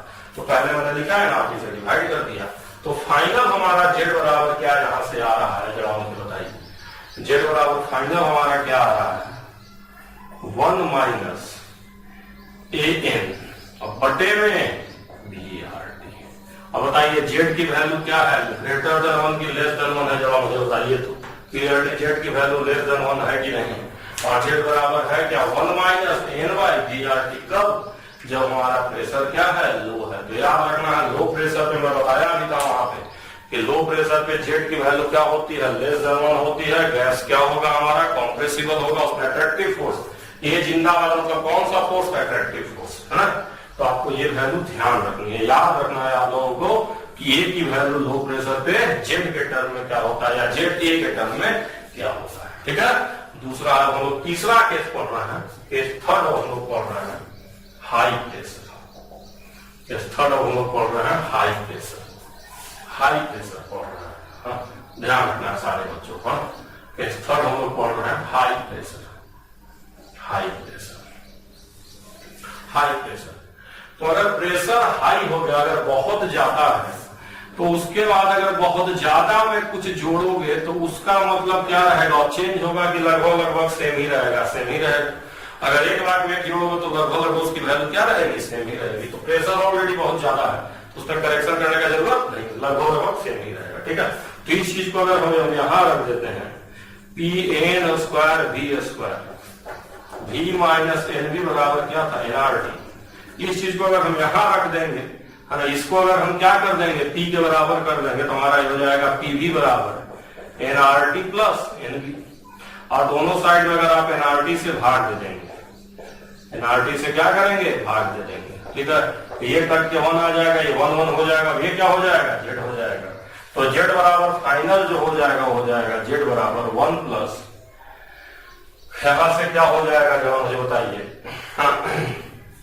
एन कट किया ना, तो पीवी बाई आर टी से भाग दे देंगे ना, तो हमारा ये क्या आ जाएगा बताइए, P by R T, PV by R T, है ना, पीवी बाई आर टी। ये पीवी भी रहेगा, पीवी छूट गया यहाँ पे, समझ रहा, ये पीएनबी होगा ना, पीवी रहेगा, PV by R T, PV by R, ये हमारा जेड होगा। और जेड क्लियरली क्या हो गया, ग्रेटर देन 1 हो गया, है ना। तो हाई प्रेशर पे जेड की वैल्यू क्या होगी, ग्रेटर देन 1 देखिए।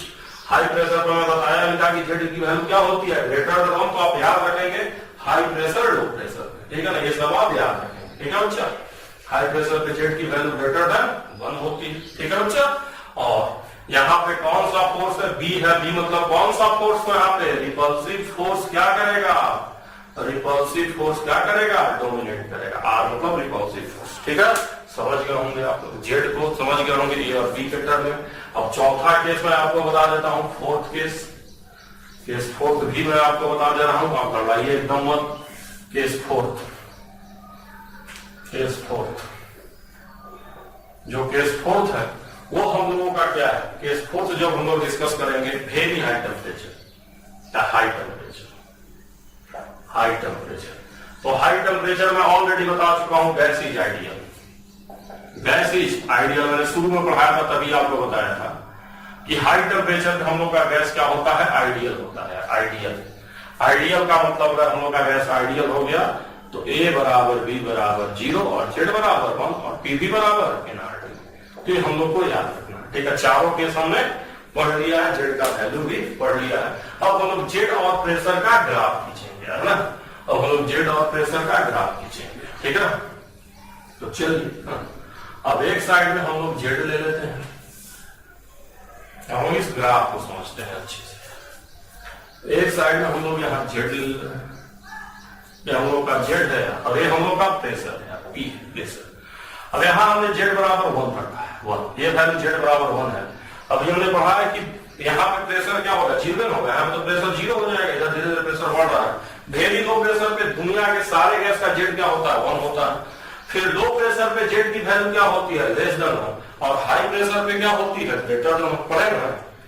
वेरी लो प्रेशर पे जेड 1, जब प्रेशर 0 पढ़ाया करें फर्स्ट केस, 0 प्रेशर पे 1, लो प्रेशर वेरी लो से जब लो प्रेशर, देखो हाँ प्रेशर पहले यहाँ 0 है, वेरी लो है, फिर धीरे धीरे प्रेशर क्या होगा, लो होकर हाई हो रहा है ना, वेरी लो लो वेरी हाई, ऐसे ही प्रेशर होगा। तो वेरी लो पे 1, लो पे 1 है तो लेस देन 1, और ये हाई प्रेशर पे है तो ग्रेटर देन 1 हो गया। तो ये ग्राफ किसका है, रियल गैस का, रियल गैस का ग्राफ है।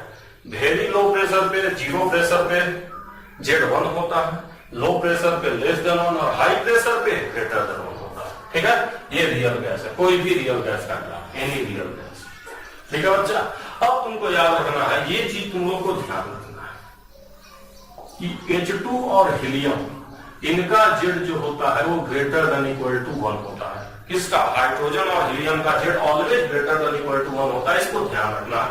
और इनका कर्व ऐसा होता है। रीजन क्या है, इन दोनों का मास क्या है मुझे बताइए, पोलर की नॉन पोलर, नॉन पोलर, और मास वेरी लेस, मोलर मास बल्कि कहो, molar mass vary less. Molar मास इतना कम है और जेड की वैल्यू जो है किस पे डिपेंड करती है, अट्रैक्टिव फोर्स, नेचर और मोलर मास पे। तो एक को नॉन पोलर है तो ऐसा ही भी फोर्स नहीं होगा, और ऊपर से मोलर मास भी कम है तो इनमें अट्रैक्टिव फोर्स होता ही नहीं है। No attractive force, only repulsive force. Repulsive force होगा तो पहले बता चुका हूं, रिपल्सिव फोर्स होगा तो ग्रेटर देन 1 होगा अगर भी प्रेजेंट रहेगा, ठीक है। तो आप याद रखिएगा, हाइड्रोजन और हीलियम का Z always greater than equal to 1 because they have no attractive force, because they have no attractive force. Why, they are non polar and very less molar mass. वो नॉन पोलर है और बहुत कम molar mass. और ये Z और P का graph है किसी भी रियल गैस के लिए। शुरू में जेड जो होगा वेरी लो प्रेशर पे 1, लो प्रेशर पे लेस देन 1, और हाई प्रेशर पे ग्रेटर देन 1। तो हम लोग जेड और पी का ग्राफ भी समझ गए, ठीक है। अब यहीं पे हम लोग को थोड़ा सा समझना है बॉयल्स टेम्परेचर के बारे में। किसके बारे में, बॉयल्स टेम्परेचर के बारे में, ठीक है, बॉयल्स टेम्परेचर के बारे में। तो ध्यान दीजिए, कोई भी रियल गैस जो एक टेम्परेचर होता वो दूसरा है, बॉयल्स टेम्परेचर। वो जो हमने बॉयल्स का पढ़ा, और ये और वो टेम्परेचर अलग है, दोनों अलग है, नाम सेम है बट अलग अलग है। ये टीबी जो होता है वो हमारा होता है A/R। पहले तो आप याद रखेंगे इसकी वैल्यू क्या होता है, A/RB होता है। और ये वो टेम्परेचर होता है जब कोई भी रियल गैस आइडियल गैस का काम करता है ना। तो आप लिख लेंगे, it is temperature where real gas behave as ideal gas in large pressure range. It is temperature where real gas behave as ideal gas in large temperature range। वो टेम्परेचर होता है जब रियल गैस आइडियल गैस का काम करे large temperature range, ठीक है। तो ये हम लोग को थोड़ा सा ध्यान रखना था बॉयल्स टेम्परेचर, ठीक है। ज्यादा डिटेल में प्रूफ तो क्रैश कोर्स में जरूरत नहीं, ठीक है, क्योंकि स्पेशली एडवांस में एक बार प्रूफ भी आया बट अभी जरूरत, ठीक है। याद रख के काम चल जाएगा क्वेश्चन, ठीक है बच्चा। अब हम लोग आखिरी इसमें हम लोग जो टॉपिक पढ़ रहे हैं, हम लोग पढ़ रहे हैं liquefaction of gas. Liquefaction of gas, ये हम लोग का आखिरी टॉपिक है इसमें, लिक्विफिकेशन ऑफ गैस। तो देखो, अब इधर हम प्रेशर ले रहे हैं और इधर हमने वॉल्यूम ले लिया, इधर हमने प्रेशर, इधर वॉल्यूम, है ना। अब देखो, मान लो कोई भी गैस है, मान लो एक गैस है, दिस इज ए गैस। अब इस गैस को हम ऊपर ले जा रहे हैं तो धीरे धीरे प्रेशर क्या कर रहा है, बढ़ा रहे हैं। किसी भी गैस का जब तुम प्रेशर बढ़ाओगे गैस पे तो मॉलिक्यूल पास आएंगे और अल्टीमेटली वो लिक्विड में चेंज हो जाएगा। तो प्रेशर हम गैस से बढ़ाएंगे तो गैस हमारा किसमें चेंज हो जाता है, लिक्विड में चेंज हो जाता है।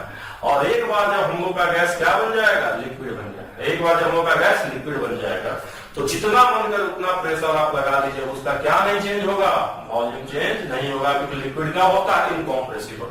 तो जो ए से बी का पार्ट है, ए से बी वो गैस को दिखा रहा है। क्या दिखा रहा है, gas.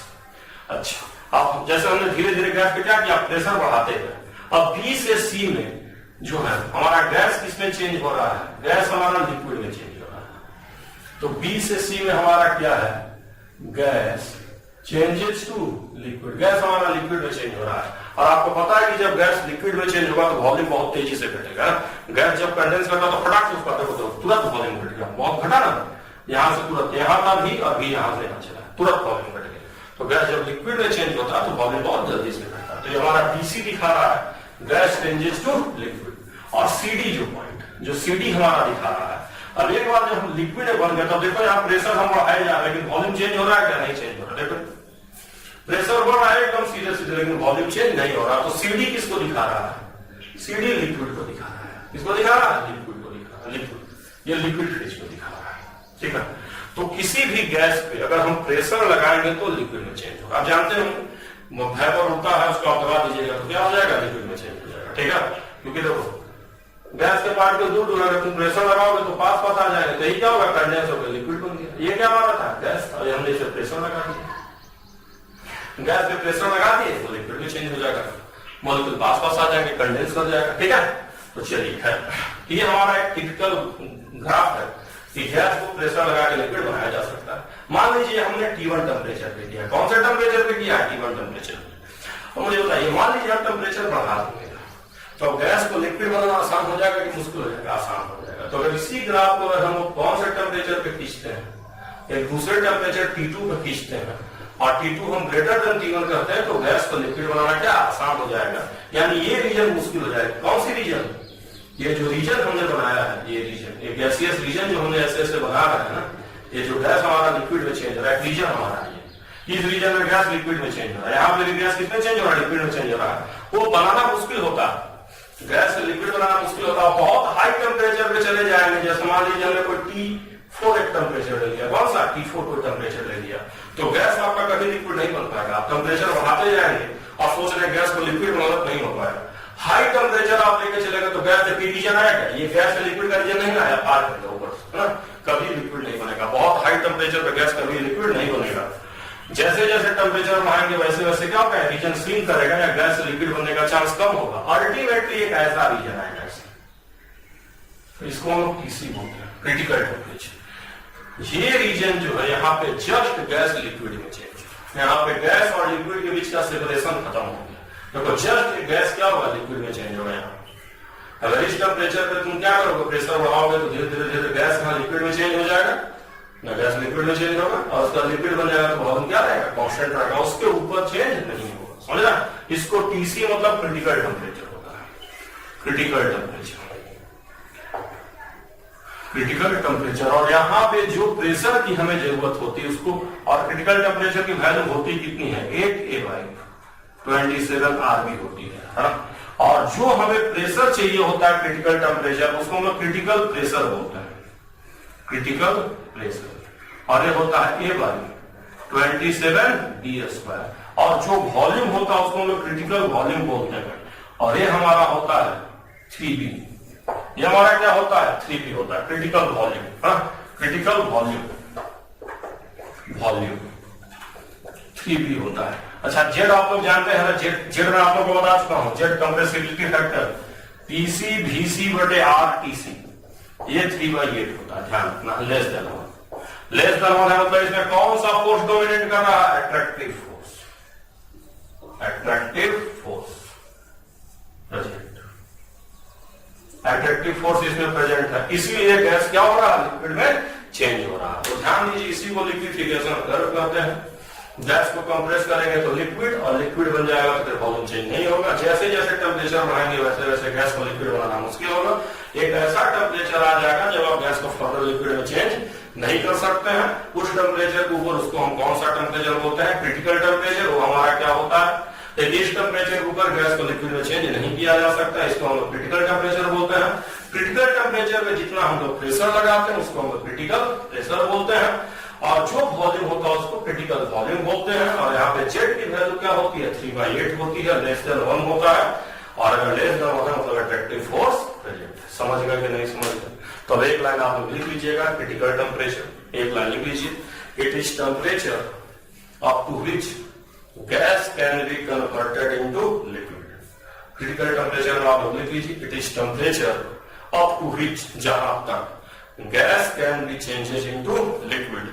Above critical temperature gas can not liquefy. Critical temperature के ऊपर गैस को लिक्विफाई करना पॉसिबल नहीं होता है। Above critical temperature gas can not be liquefy. Critical temperature के ऊपर गैस को लिक्विफाई नहीं कर सकते। समझ गए कि नहीं समझ गए? यही होता है हमारा। ठीक है, तो एक छोटा सवाल हम लोग करके खत्म करते हैं। बस एक छोटा सवाल करके हम लोग इसको खत्म करते हैं। सारा फार्मूला मैंने आपको लिख दिया है आपके सामने, है ना? फार्मूला आप ध्यान रखेंगे सब। एक छोटा सवाल है, क्वेश्चन है हम लोगों का, TC of gas is 450 Kelvin and PC is 20 atm, है ना? क्रिटिकल। अच्छा, क्रिटिकल टेम्परेचर पे गैस को कंप्रेस करने के लिए जितना प्रेशर चाहिए उसी को क्रिटिकल प्रेशर कहते हैं। ग्राफ से मैंने दिखा दिया है। तो क्वेश्चन हम लोग का है, TC of gas is 450 kelvin, PC कितना है 20 atm, then gas can be liquefied in which condition? Which condition? Condition. Then gas can be liquefied in which condition? पहला 500 केल्विन 30 atm, दूसरा है 450 केल्विन 15 atm, तीसरा है 450 केल्विन 30 atm। ठीक है, चौथा ना। तो देखो पहला ऑप्शन क्या है, 500 केल्विन और 300 atm। तो बताओ क्रिटिकल टेम्परेचर कितना है, 450। और मैं पहले कह चुका हूं क्रिटिकल टेम्परेचर के ऊपर आप नहीं कंप्रेस कर सकते हैं, तो 5 लिक्विफाई नहीं कर सकते। सॉरी, क्रिटिकल टेम्परेचर के ऊपर गैस को लिक्विफाई करना पॉसिबल नहीं है, तो ये कभी नहीं होगा। 450 पे कर सकते हैं, बट कितना प्रेशर चाहिए, 20, और आप कितना लगा रहे हैं 15, तब भी नहीं होगा। आप 15 atm है, देखिए एटमोस्फियर है, 15 atm है, atm ध्यान दीजिएगा, atm है एटमोस्फियर, 15 atm पे नहीं होगा। ठीक है, तीसरा क्या कर रहा हूं, 450 केल्विन 30 atm, चाहिए कितना 30, तुम लगा कितना रहे हो 30, और अच्छे से हो जाएगा। देखो समझो, कितना प्रेशर हमको लगाने की जरूरत है, 20 प्रेशर अगर हम लगाएंगे तो गैस दबते दबते लिक्विड बन जाएगा। 25 लगाएंगे तो नहीं बनेगा और अच्छे से बन जाएगा। कम पे नहीं बनेगा, उतना दबा के हमको लिक्विड बनाना है, कम पे नहीं बनेगा, ज्यादा पे बन जाएगा। तो कंफ्यूज मत करना कि 20 है तो 20 ही होना चाहिए, 20 से ज्यादा पे भी काम चलेगा, कम पे काम नहीं चलेगा। ठीक है, तो आप समझ गए होंगे लिक्विफिकेशन ऑफ गैस। न्यूमेरिकल कम आता है, थियोरेटिकल सवाल ही ज्यादा आते हैं, रियल गैस है, तो अच्छे से इसको पढ़ लीजिएगा। ठीक है।